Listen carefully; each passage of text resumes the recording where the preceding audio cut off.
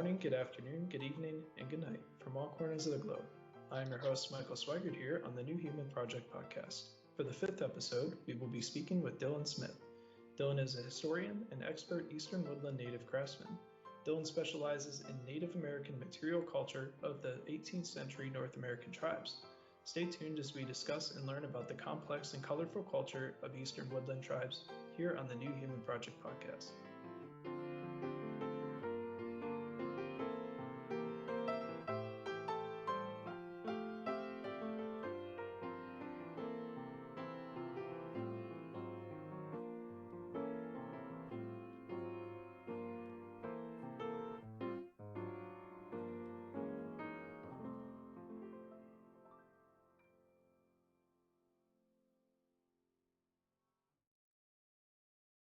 So I was curious if you could tell me a little bit about yourself, where you grew up, and how you got involved in Native American craft work.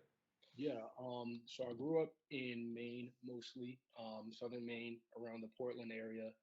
That's where I went to school, and then after that, I went to the University of Maine, Orono, and I got involved with the Native Studies program there. That's basically what I majored in anthropology, but minored in Native Studies and history, so that I got to work with a bunch of really great teachers and like people like tribal preservation officers and also the Penobscot Nation and stuff like that, Wabanaki Public Health and other things like that while I was up there. But prior to that, how I really got into this, probably around the age of 5 or so, I kind of grew up with an interest in it my whole life because my father is from New York, and most of my family down there is Shinnecock or Montauk. So I grew up with a pretty heavy,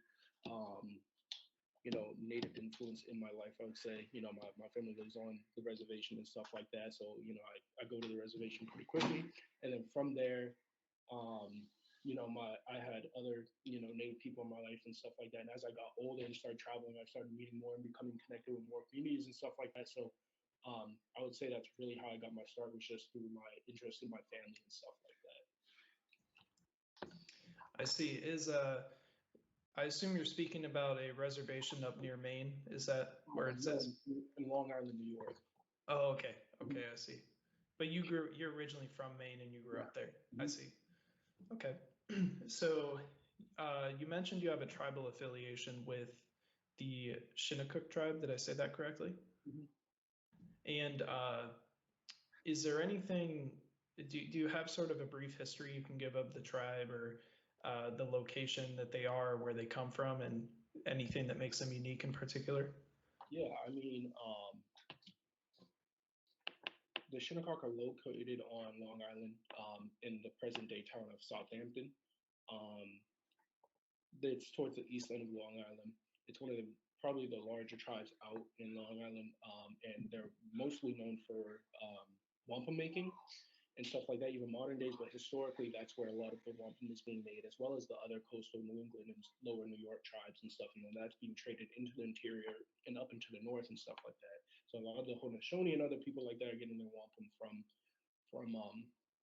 those tribes, which I find it funny that the Haudenosaunee are known so much for wampum. I mean, they make great use of it, but a lot of your wampum is, originally coming from those areas, because the quahog shell doesn't grow in the areas that the Haudenosaunee are inhabiting. So, yeah.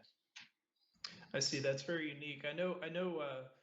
You also do a lot of wampum work as well, with like different sorts of like necklaces and beadwork and things like that, and earrings as well. I think you make some wampum earrings, and those, correct me if I'm wrong, but those are also traditional items as well. Yeah, they are.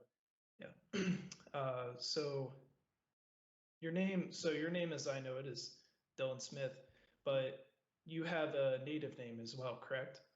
More or less. I kind of have more of a nickname. Gotcha. Yeah, it's just it was given to me by my grandmother's best friend, who was Mimo, growing up, and she was basically like a grandmother to me. Really helped me with studying a lot of my early histories and stuff like that. And she's Makwa, it's bear. I see. Would you mind sharing what that name was? Makwa. Oh, Makwa. Okay, I see. Is there a significance with that, or does it mean anything in particular? Um, Just Not necessarily. So, it's just something that she would call me. So, oh, okay, I see. So I know you have a Facebook store as well, or a forum. What is the what is the name of that? What is the? that's Deherwardadenius. That's my son's name. My son is Mohawk from Kanawage. Oh, okay, I And see. That's that's one of the communities that I work very closely with. I stayed up there for about 3 years, and I'm still very close with a lot of the community up there. I work their powwow, and I'm up there pretty consistently. So yeah, that's up in Canada. That's one of the nations that I work closely with, as well as a couple others. I see. That's neat. So it's actually named after your son. Yeah. Neat. Oh, sweet. So it's nice to get to know a little bit about you, but let's go ahead and start talking about some of the things that you do and where your knowledge is. So, what did Native American clothing and material culture consist of before the Europeans arrived? Um, Obviously a lot of leather, a lot of fur, stuff like that. You're seeing some woven fibers. Maybe legging ties and belts, but also like tump lines and sashes. Some There are some evidence that people had woven fiber like shirts and skirts. Um, you're also seeing a lot of shell jewelry, some copper, stone jewelry, stuff like that. So lots of feathers used, um, deer hair, things like that. I see. And when you talk about woven fabric, are you talking specifically possibly about like plant fibers being Yep. woven into? Cedar bark, other types of inner barks of trees, things um, like maybe even cattail, but milkweed and other things like that. I see. And then for the beads and the shells, those are or well, the shells are going to be made of beads during this time. Those eventually turn to glass and imported products, correct? Yeah, that doesn't really take hold until the mid to late 18th century. Real shell beads, as far as wampum goes, holds pretty true up until that time. But there's other shell beads that people are making out of mussel and other types of small shells and other things like that too. I see. What kind of impact did the European influence have on on their clothing and material culture once they arrived? And I guess we'd be talking probably late 16th century, early 17th century. Yeah, probably. You see a lot. It's a slow change, but it's also a very rapid change at the same time. With the import of European goods, you see things like jackets and shirts becoming a very huge item. Um, you see things like woven items now being made out of more European style materials. One of the really cool things that I love about the 18th century is you see all these European materials being made into native fashion and native clothing. So you're not losing your traditional clothing, you're just making your traditional clothing out of new materials. So it's something very unique and still inherently Native American. Um, but going back to the earlier times, you're still seeing a lot of leather leggings and other things like that. But breechcloths especially start to become wool and what they call like half thicks and other things like that. Other terminology of the time to just refer to um, like wool stuff, woolens. So yeah. And how would this have changed? How would this change have affected Native peoples, possibly in like their culture or religious traditions? Because I know there are some examples of earrings that are made of silver that are in the shape of crosses and things like that. And I assume this kind of came out of maybe necessity, but also the ease of access to the resources as well, as opposed to using processing hides and things. Because as I'm sure you're aware, hides take a long time to Yeah. process. Um, it's for ease of use, right? You get a bolt of wool or a bolt of linen or something like that, and you can turn it into things immediately. You don't have to spend the hours upon hours or days processing the leather and stuff like that. And also changes the culture into this economy that didn't exist before. You're now, it's a trade economy, but it's ramped up by tenfold, right? Um, People are getting furs, beavers, muskrats, otters. List goes on and on. There's whole tray lists talking about how much each fur is worth and what they can trade for and whatnot. And people overusing those resources now to get their commodities that they want that you don't see necessarily before that, right? Um, and wampum trade too. Wampum is a big trade in the 17th century, and then the 18th century it starts to turn it more into furs. But fur is a huge trade in the 17th century too. But during the 18th century, wampum trade starts to die out. Because you have several different kingdoms that are in the United States during this time, the 16th, 17th, 18th century. Does that bring up some sort of conflict between tribes who are maybe working with the British or maybe working more with the French?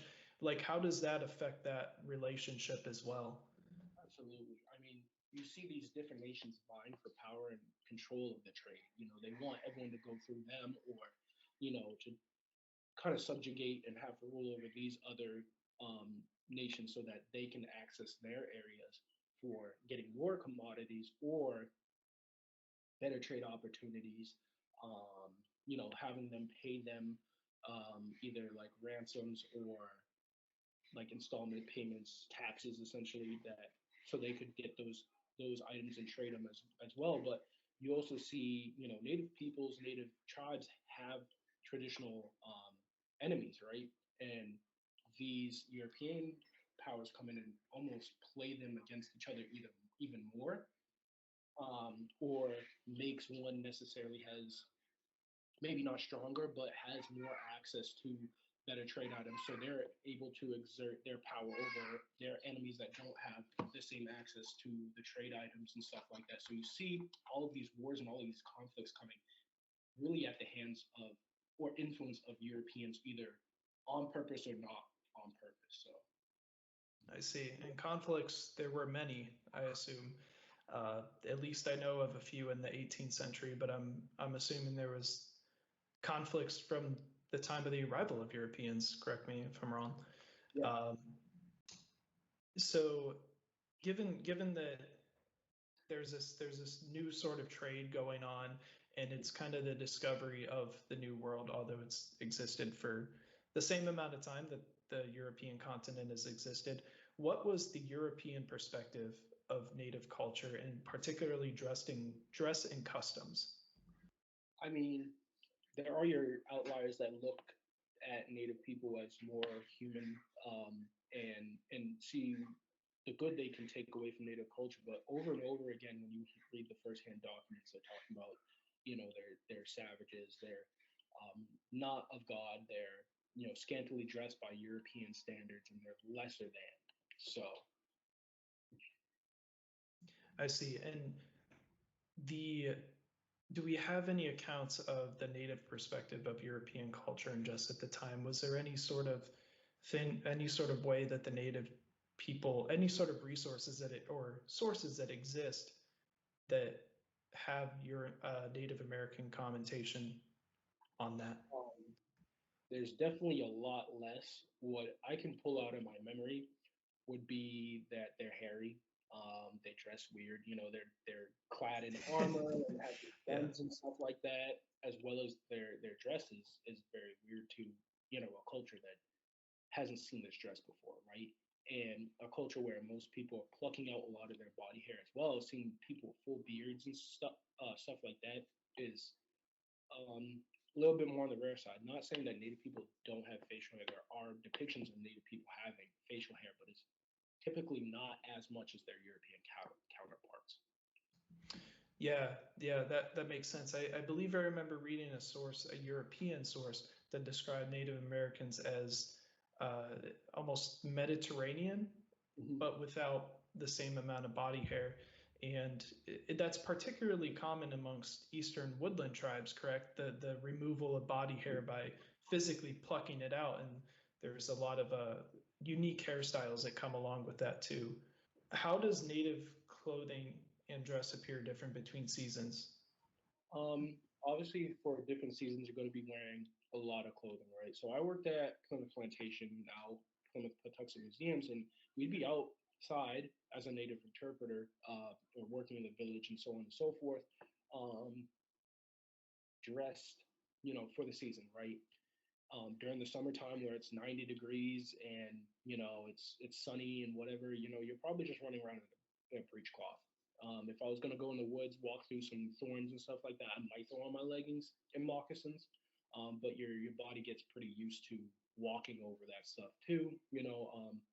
So a lot of time you're barefoot too.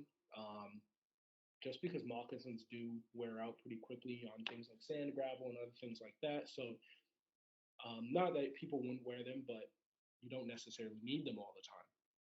Um, your fall comes, you're probably going to be wearing your breechcloth, yeah, but more your leggings and moccasins more because it is getting a little bit colder. You might throw on a shirt or a mantle or some kind of blanket or something like that.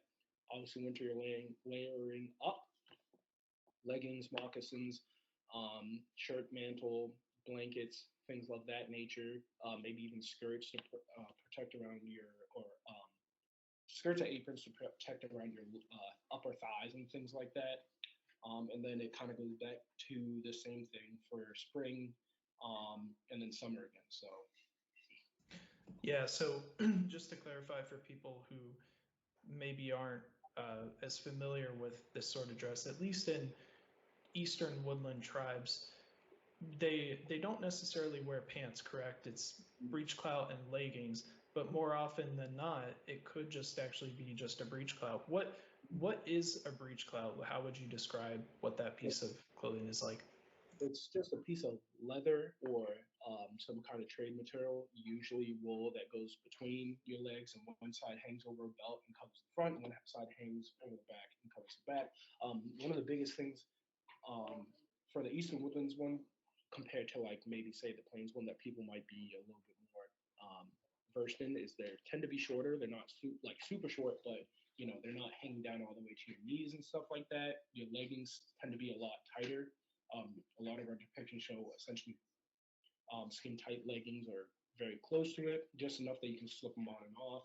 And they can be pretty high, but they also tend to sometimes be pretty short, like right above the knee, a hand's length above the knee is what a lot of firsthand accounts that I've read talks about. So Yeah, so very very functional clothing, things that you can move around in, but also at least at the time, and if not today as well, it uh, seems to be a lot less clothing per se. But that makes sense because they've lived their entire lives in the wilderness, so they're used to it. yeah, I mean, when I was dressing like that every day, your body does get used to it. Obviously, with certain temperatures, you will need to put more on, but you can withstand a lot more. And when you're active, running around, doing all these things, your body's generating heat as well. And especially during the summer months, it's a lot more comfortable to run around in a breechcloth than the European, English, French, whatever it may be dress. I'll tell you that much. You can go jump in the river, ocean water, whatever, swim around, and come back out. You dry 20 minutes later, kind of deal. So yeah. Yeah, of course, and that makes sense as to why possibly the Europeans were perplexed that they were wearing such little clothing, but at the same time, the natives were also very perplexed as well because when it's 90 degrees in the summer and it's really hot, why would you be wearing covered in wool head to toe? It doesn't really make sense. So definitely a clash of cultures most likely there. So we kind of touched on this already, but I was curious, how would you describe dress in sort of the working sense versus the ceremonial or the religious or political events? Because not only in native ceremonial events, but also in respect to when they're meeting with Europeans, how does that dress sort of differ? Your everyday dress is going to be dumbed down for the most part. You're going to be wearing your bare bones kind of thing, nothing too fancy, most likely. Just because it's like, we get dressed every day. We're not putting on our best dress. You put dressing for the day. If you're going to be working outside and maybe getting dirty and whatnot, you don't want to ruin your nice things. When you're going to something that has more, I guess, ceremonial or political connotations, you're going to put on your best stuff. You know, your all your fancy trade items, all your really nice shell jewelry, quill work, painted items, metal work, so on and so forth. You know, you're dressing to the nines, like someone might do today. So Yeah, of course. You're not going to wear a suit if you're going to the gym, essentially. right. So that makes sense. Very practical use. We will be right back. And now, a quick word for our sponsors. As a martial artist, our philosophy and way of life goes beyond the walls of where we train. As an artist of life, self expression is the name of the game. What better way to express your style than with streetwear that tells others who's in town? Master artist and calligrapher Yasuko, owner of Dragon Ika Calligraphy Art, has everything you need. Whether it's hand painted calligraphy shirts, custom made Japanese calligraphy necklaces, artistic drinkware, or seasonal specials, Dragon Ika has everything you need to express your appreciation for life and art. Support your local business and check out Dragon Ika Calligraphy Art on Instagram at dragon_ika, that's IKKA, or visit their website at www.dragonika.com. Use code NEWHUMAN10 to get 10% off all merchandise. Alright, listen. I'm a dude with long hair, and I can't hide my secret any longer. For years, I've struggled with finding the right products for my hair. I've always wanted a long flowing mane, but I wanted it to look good and healthy, you know? Well, I finally found the perfect thing. About 2 years ago, I started using Viore shampoo and conditioner bars, and I haven't looked back since. They have a plethora of products for different hair types, which for me may change depending on the season. Another thing I love about their products is that they use all natural ingredients, rice water being the main ingredient, and they avoid using sulfates and plastics in their products. Viore has partnered with the Red Yao tribe of the Longshan River area in China to bring sustainable and unique products to the market. I highly recommend that you, male or female, check out their unique products and designs on their website at www.viore.com. That's Viore, spelled VIORI. Use code SWIGERTSTRONG at checkout to get 10% off your order. And now back to the show. So now I want to talk a little bit about, more specifically the things that you do. So you have a very unique skill that you work on, not just native crafts in general, but quill work. So for people who are unfamiliar with that, what is quill work?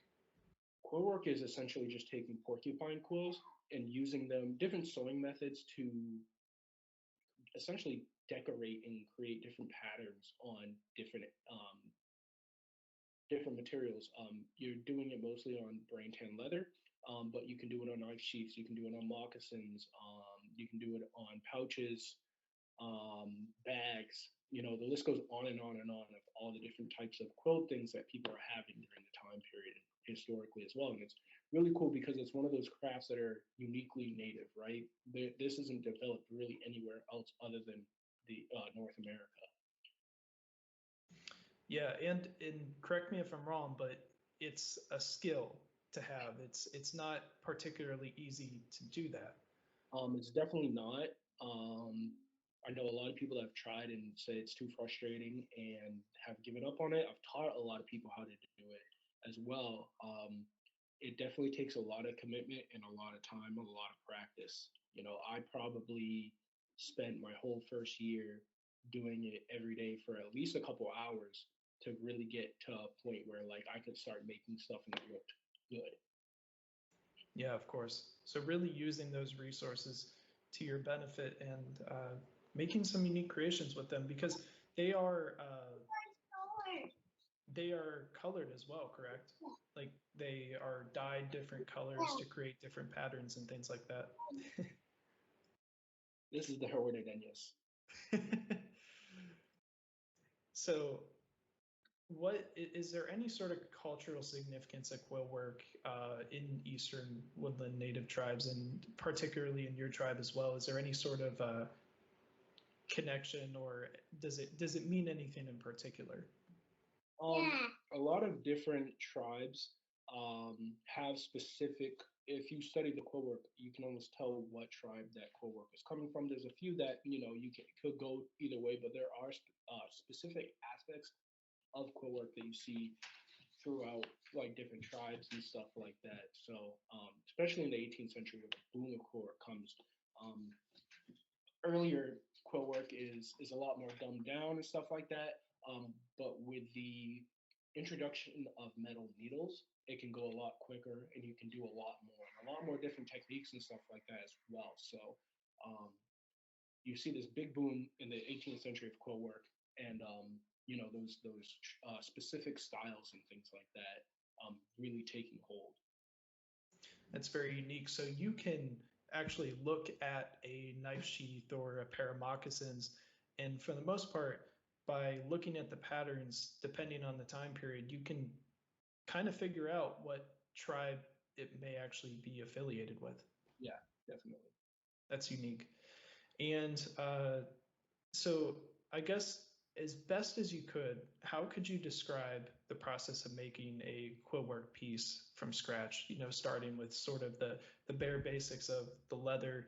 Uh, I know you make a lot of knife sheaths. Maybe you can talk about the process of that, or moccasins. Well, we can talk about moccasins later. Mhm. So one of my biggest ones, like you said, is knife sheaths that I'm always making. People like knife sheaths. It's one of the centerpieces for a lot of people. So what I'm gonna do for a knife sheath is I typically try to draw out what I want just so I can visualize it, work on all the aspects that I want to put into this knife sheath. After that, I'm going to get my brain tan, um, draw out the design of the sheath itself, cut that out, and then I'll put on it after that, draw onto it what I want to do with the quill work. I'll draw out all the rows that I'm going to be quilling, the different designs and things like that. And then after that, I'll start quilling it. Use some beading needles, some thread, and then I'll take the back and then start quilling it. Getting all my different colors and stuff like that sorted out for the different sizes that I need. Some I'll have pre-sorted and stuff like that, just for it to go quicker. If I need to dye more, I'll dye more. I usually use natural dyes on most of my quill work and stuff like that. And then after a couple of days of working, you'll kind of get your finished product, sew it all together, add any extras that need to be added on, say like beadwork or cones, um, and then it's ready to go. There's different techniques and different that you'll use to complete a knife sheath too, especially when it comes to say edging. So edging is just kind of the border of the knife sheath itself. So you can quill wrap it, you can bead it, you can do a amalgamation of beading and quill work, as well as line work and other forms as well. And then you can put a strap on it too. Some of them range from just simple leather cord to glass wampum, usually bias woven. You can use plated or wrapped quill work to make a uh, neck holder kind of thing, or you can use silk ribbon as well, which we see in the 18th century. Yeah, of course. And when you create these, when you create these sheets and different things that you make, you're actually using original sources and references or patterns of some sort to actually create something that would be reminiscent of 18th century. Yeah, so I've done a lot of research in museums itself and online archives to look at historical examples, surviving historical examples of quill work, especially knife sheaths and stuff like that. As far as examples, surviving examples go, the most that we have are moccasins, and after that is probably badge or knife sheaths. So there's a lot out there if you know where to find them. And after a while, you get an idea of what things should look like too. So, I personally don't typically recreate historical items to a T because that was made for someone else. It has a meaning to that person. I want whatever I'm making to have a meaning to the person I'm making it for, or myself, or whoever it may be. So I'll ask them kind of what designs or what they want it to look like, what colors and things like that, and then I'll come up with a design based on historical parameters. Yeah, of course. And kind of going back to the actual construction of some of a craft, particularly maybe something like a knife sheath that actually starts with brain tan leather. That's a whole process in and of itself. So we're talking, today you may have the ability to draw and do different things. I mean, obviously they had ways to draw too, but with sort of the way that they got these materials was a whole process in and of itself. Killing a deer and then processing the hide, brain tanning, that took a long time too. So really, there's a lot that goes into this skill, not just knowing how to construct it, but knowing to have the right materials. And so I've seen a few videos on quill work, and it does seem decently difficult, I would say, because you correct me if I'm wrong, you have to wet the porcupine quills to actually get them to be bent. Yeah, so they become malleable in water. Traditionally, people are putting it in their mouths and stuff like that to soak it. Porcupines are pretty dirty animals, so I typically don't recommend that. I will every once in a while, but yeah, I usually just soak them in a bit of water and then get going that way. So Yeah, of course. And when you actually use the porcupine quills too, you have to clear the I don't know if it's keratin, or I think the porcupine quill might be made of keratin, but there's actually the porcupine quill has some sort of flesh inside of it that you have to clear out as well. you don't necessarily want to clear it out because then you'll lose almost the color or the strength of it, but you flatten it. Gotcha. Now, when you're talking about the construction of quill work patterns, there's a couple of different ways that you can do that, correct? So the typical style that I'm using is what's considered like folded quill work. So that's where you're taking it and going from one side of your kind of line that you're quilling to the other side, and it makes almost this bar, right? And then after that, I'll use a lot of line work, which is just using the quill singularly going down, either edging or making certain designs and things like that. And then the third most that I use is probably wrapping things. A lot of people like a nice wrapped edge on whatever it is that they're having, so that is that outline of the item itself. Kind of adding just more color and more design, a more finished look, and things like that. Some of the other things I use is wrapping leather and other things like that. Anyway, and then plating, which is a blade, almost like a braiding Yeah. mechanism that you use to make different designs and things like that. So So another thing that I know that you do, one of the other products that I've seen on, or crafts that I've seen on your site as well, is you make a lot of woven sashes, correct? So what is, oh, sorry. oh, I was going to say woven hair pieces, sashes, straps, garters, legging tie drops, things like that. So Yeah. And what is the sash used for? What are those sort of used for? it's just a piece that people wear, typically for higher fashion, right? It looks really cool, especially with the beads woven in and stuff like that. So it's definitely a piece that stands out and is kind of just this fashionable piece, but also it can hold things. Like when I wear one, sometimes I'll put my war club in it, or maybe put some kind of bag hanging over it or something like that. So it also can hold other things, but also so can the belt that's holding up your breechcloth. So Yeah, of course. And do you have any examples of some common patterns that you'll see in like the beadwork on these sashes? Mhm. So my brother actually does the weaving, right? You see a lot of zigzag patterns, diamonds.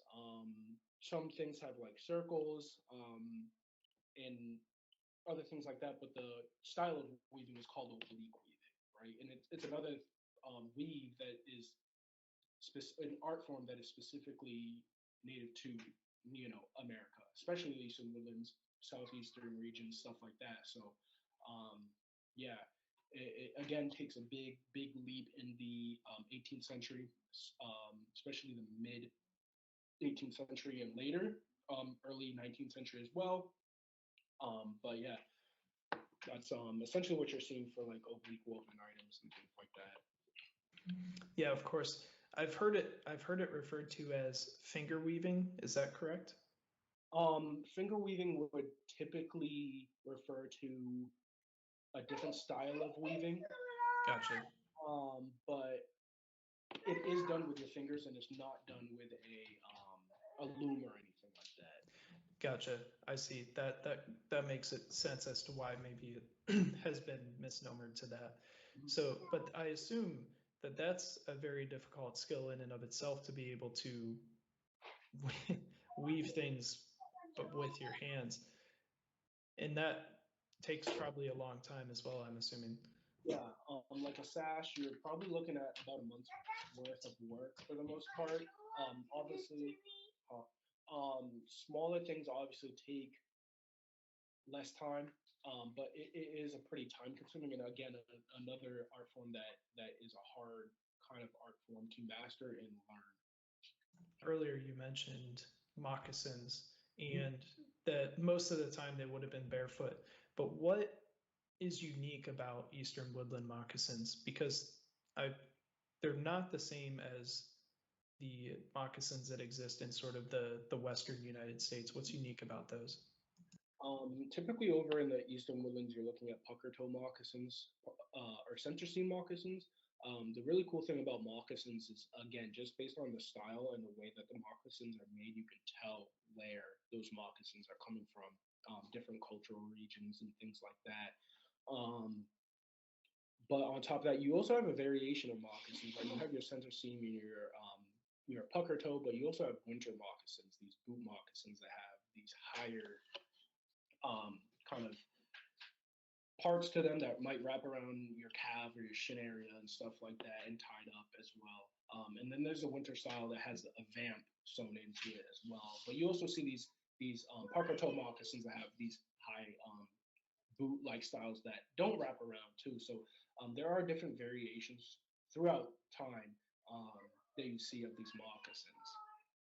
Yeah, and I believe I believe that they also may have used wool to line the moccasins, especially in colder weather, for more warmth. We see a couple things. One of the major things that we see, especially before contact, are moccasins made with fur on the inside for winter ones, bear hide, deer hide, other things like that. We also see wool inserts. So people aren't necessarily lining the moccasin with them, but you make like almost a wool moccasin, put that on, and then put your moccasin on, or wrapping your foot in wool or fur or other things like that. I see. So basically, the historic concept of wearing wool socks in the winter. Well, you do see wool socks becoming a big trade item as well. Specifically, moccasins, those are typically always made with either elk hide or brain tan deer hide, correct? Yeah, you see a lot made of, like you said, deer hide or elk hide. You also see bear hide, moose hide, woodchuck, other things like that. But typically, elk, bear, deer are some of the ones that I see listed the most in firsthand accounts. Yeah, of course. And then with the hides, what is sort of the properties of a brain tan deer hide? Because that's not the same sort of processing that we would have with leather today. And how does that sort of react with the environment? The brain tan hide, when you're tanning it, doesn't destroy the kind of the skin layer of the leather. So that's one reason you can quill on it versus our commercial tan hides. Commercial tan hides destroys that skin layer, right? It's a lot more pliable, softer, and it also, I don't want to say like less water resistant because when you smoke it, becomes it has a defense barrier against water and things like that. but it can be a little bit more susceptible to the elements and things like that. So I know another one of the items that you make is you make a lot of Eastern Woodland Native headdresses. What do these kind of look like? Because there's kind of a conception of, a lot of the things that you see in media is typically the Western style Native American headdresses and stuff. What are these ones in the Eastern Woodlands? What do these primarily consist of?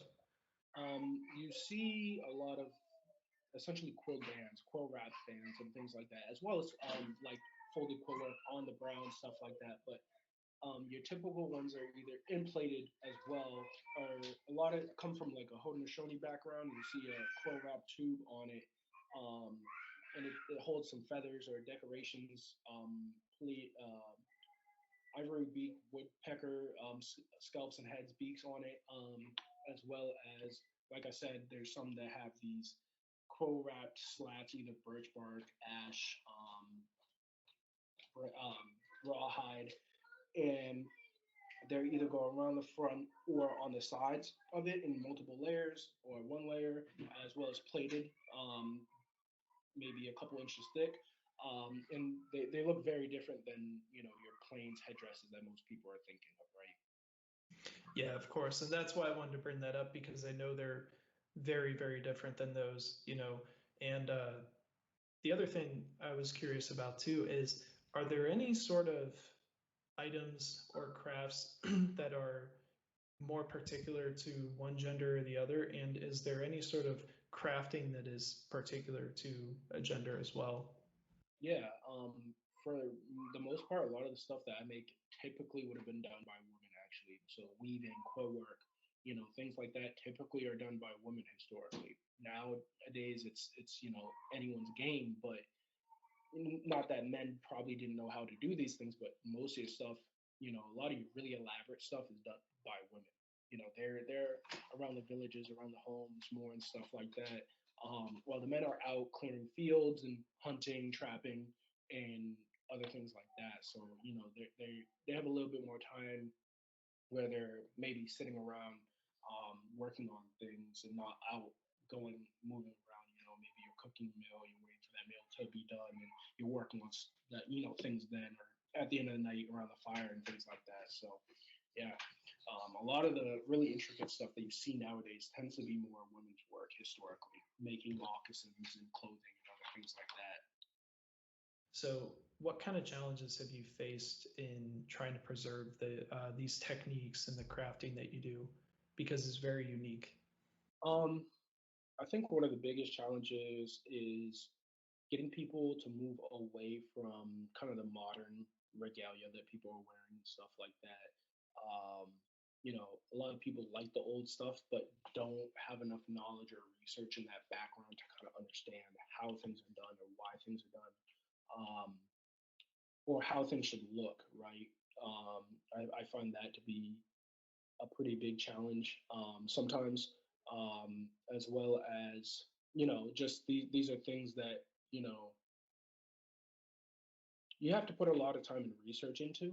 Um, so there's questions that I have maybe of something that may never be answered because you're just going through firsthand documents and surviving pictures.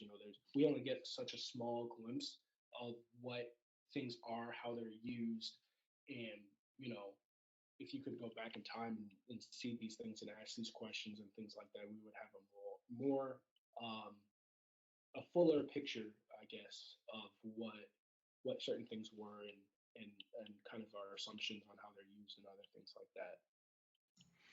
Yeah, I would assume too that that can be difficult archaeologically speaking too, because not only are a lot of the goods made of biodegradable materials that will decay over time, but also the initial historical interest of these sorts of things. I'm assuming a lot of the history, the written history that we particularly have is from the European side, so it's hard to really you know see a lot of these things. I'm sure that presents a problem Yeah, when you're trying to research as well.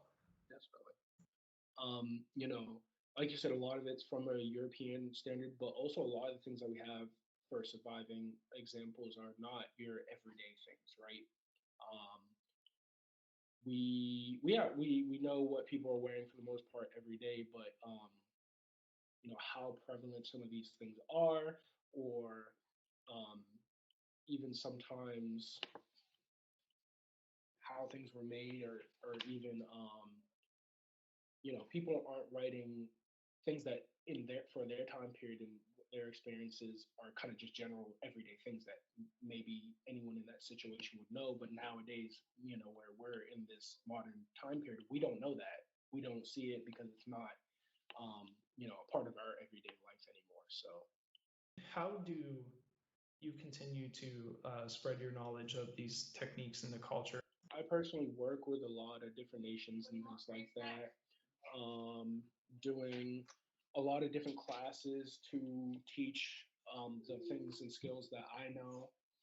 Um, and anyone that reaches out to me, I'm giving any information that I have that they might need on how to do something or where to find something, giving examples, firsthand examples, and things like that.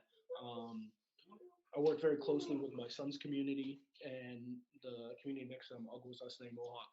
Um, and I do a lot of classes. I used to work for a language and culture program up there, as well as I work with various other communities that I'm related to, promoting cultural knowledge and skills and things like that. Usually for different tribal communities and stuff like that. I also do archaeology sometimes, mostly with the Penobscot, Passamaquoddy Nation, um, and various other things that I might dabble in. So Yeah, that's some really unique things there. I think you've worked on a couple of documentaries too, correct? yeah. And I have a question for you as well. This isn't particularly related to the history, but do you know of, in your opinion, are there any good representations of Eastern Woodland tribes in any sort of media, like movies or anything like that? Is there anything? Um, because a lot of the things that I see tend to be Western Plains Indians, and again, it's usually from the European perspective. Is there any good examples of European dress that people can look at, or not European, Eastern Woodland? Yeah, there are a couple of movies and documentaries and stuff like that that are pretty decent. A lot of the stuff that came out of the early 2000s is actually, as far as like historical documentaries covering like French and Indian and Revolutionary War and stuff like that, are actually pretty decent. There's some that obviously aren't, but you had a lot of people during that time period that was very knowledgeable about the culture for the time period. And obviously now there's things that they could change, but for the most part, this was before, our modern internet and where you could access things a lot easier. So, for what it is, there's a lot of good documentaries and things like that that do depict things well. Other things like people are gonna hate me for it, but Last of the Mohicans is actually pretty decent. In their clothing and other things like that, what they display, as well as they give Native people kind of a multi-dimensional aspect to them. You're not just attacking these people because you're some bloodthirsty savage. There's some backstory as to why these people are doing these things that they're doing. It gives almost a humanity to Native people. There's some short films and movies out there. I particularly like Jamestown, that series. They actually do a pretty decent job displaying the Powhatan people. I think in their clothing and stuff. Obviously, some things that you could tweak, but for what we're used to and what we have, it's a big jump forward. Outlander, their first couple seasons are meh, but they get in the right direction later on, depicting in their depiction of the Native people, um, as well as things like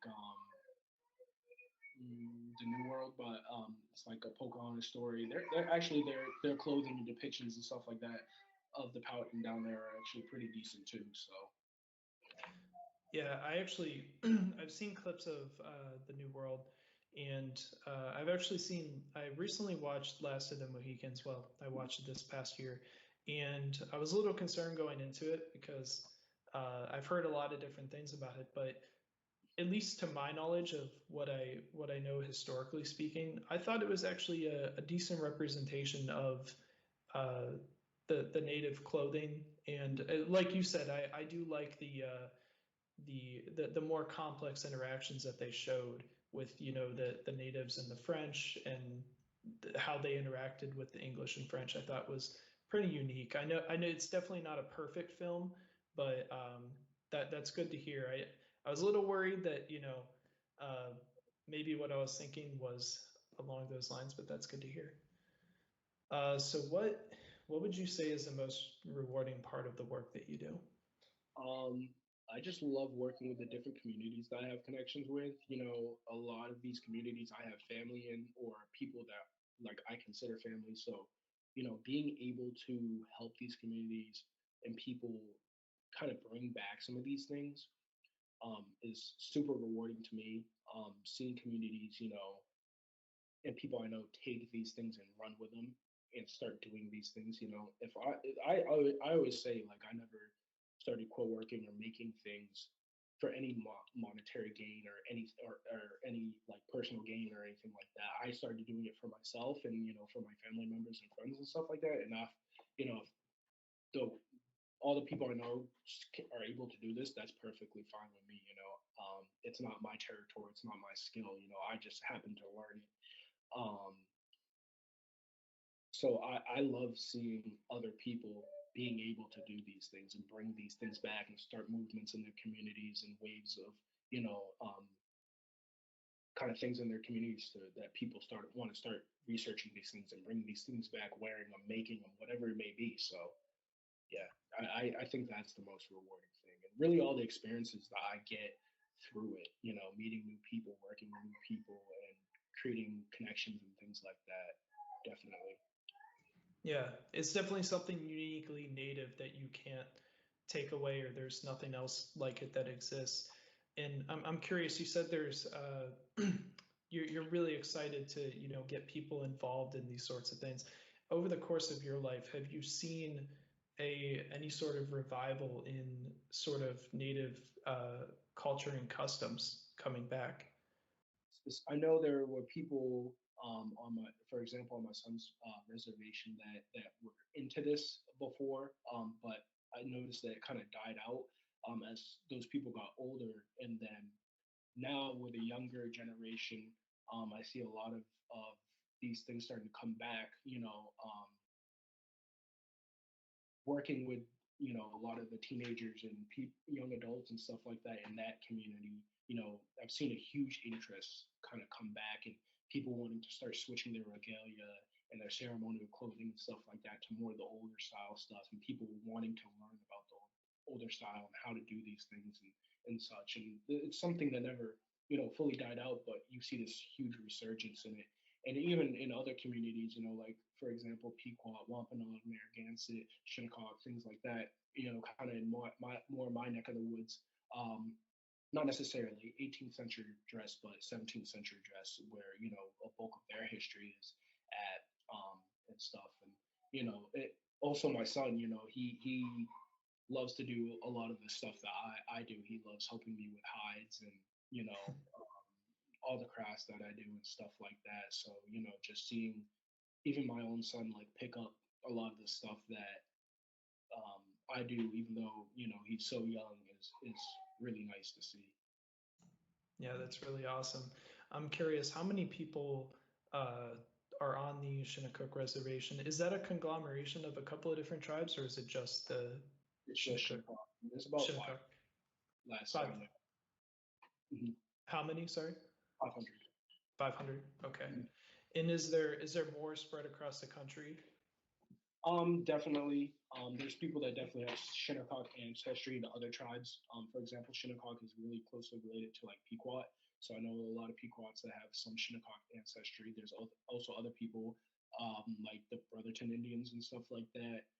That are these groups that came later in the time period. That are these amalgamations of different tribal groups and stuff like that that moved to new areas for different reasons. So yeah, um, and then on Shinnecock alone, there's people that have a lot of different you know heritage with other tribes on Long Island and stuff like that. So like the Unkachog and the Montauk and other things like that. So Yeah, of course. So I know you touched a little bit on what you've been doing with some of the communities in your neck of the woods. Do you have anything that you are working on now or that you can share with us, like any sort of big plans or possibly business expansions? um, summertime is usually my busiest time for that type of stuff. Because I'm a teacher, I get the summers off, and that's what I'm doing. Usually during summers, traveling around, working with different communities and stuff like that. So um, usually during that time, I'm doing different classes and stuff. I work a lot with like my old job in Gunawaga and stuff like that. I work with the Agwazasne Mohawk community as well, doing different classes and stuff. And then also, with a lot of time like Pequots, Wampanoags, Passamaquoddies, Penobscots, stuff like that, doing, all types of stuff. I'll do some living history events and such with some of my friends and whatnot. So I'll probably go out to Fort Niagara this year, I think, and do some stuff out there, as well as just helping other people take the forefront. I never did this stuff to take the forefront. So I try to push other people from other communities kind of into the forefront for the abilities they have. I work very closely with a group of friends and family and stuff like that. Um, I'll probably do a couple films and stuff here in the future. I think like historical ones for different departments and things. So yeah, some of the stuff I have on my slate for the next coming year or so. Yeah, of course. Sounds like a lot of fun too. Definitely. So where can people go to find out more about your work or learn more about the subject and see the wonderful things you made? Because in my opinion, they're pretty amazing and they look super cool. Thank you. I do post a lot of my work to Facebook and Instagram. You can find me on there under my name, Dylan J. Smith, or under the Tehewera Creations.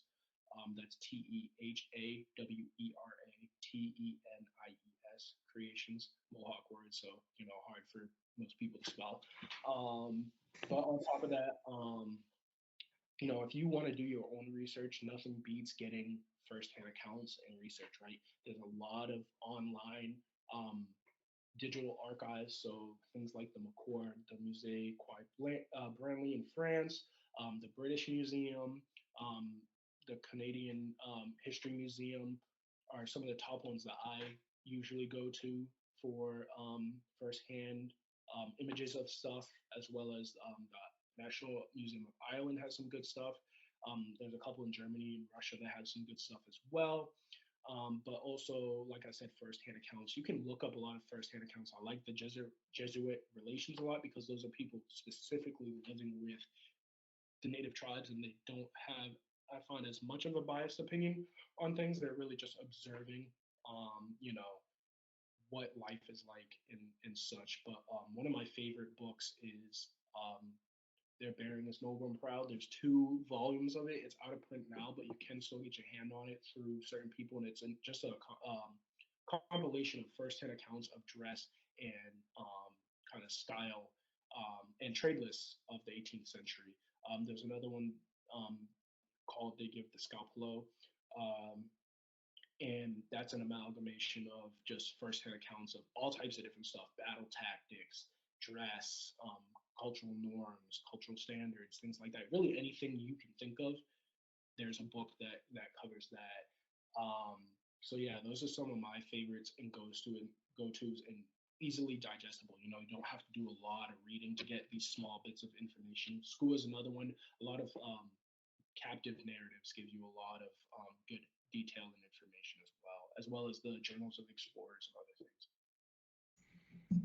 Yeah, at the very least, I would recommend anyone listening to check out your Facebook at the very least because you have some amazing things there. And all of those other sources, some of them I've heard of, others I have not. I'll have to look into some of those, especially the books.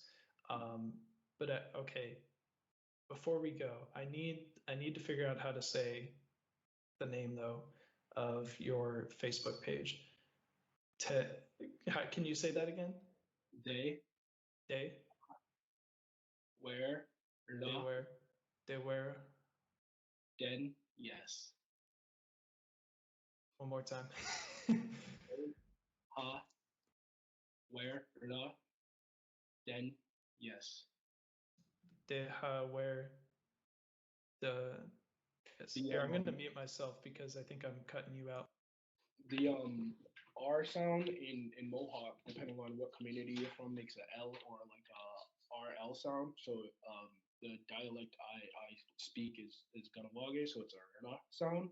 But if you're in Ugwazusna, it's an L sound, so la. So it'd be Deha where la denyas, but over here, it's Deha where la denyas. Deja wear la deñas. Yeah, There we that's go. the easiest way to say it. Gotcha. Deja wear la deñas. Okay. All right. I finally said it once. Once correct.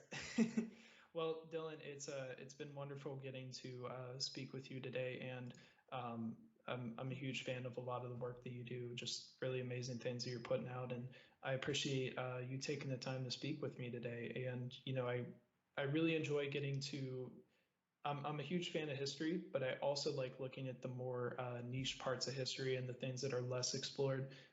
In particular, Native American culture, I feel, is very unique and very much an important part of American history that we should all know more about. So, again, thanks for taking the time with me today.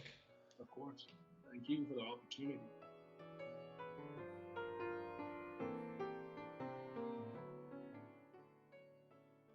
My guest today was Dylan Smith. Dylan is a historian and Native American quillwork and material culture specialist. I highly encourage you to check out Dylan's online store and see all of his amazing and detailed work. For more exciting interviews with people from all over the globe, tune in here once a month to Spotify, YouTube, Apple Music, or wherever you get your podcasts. Follow us here and on Instagram at TNHP_podcast. For updates, content releases, free resources, or everything TNHP, subscribe to my new mailing list. I am your host, Michael Swigert, and I thank you for joining me today on the New Human Project podcast.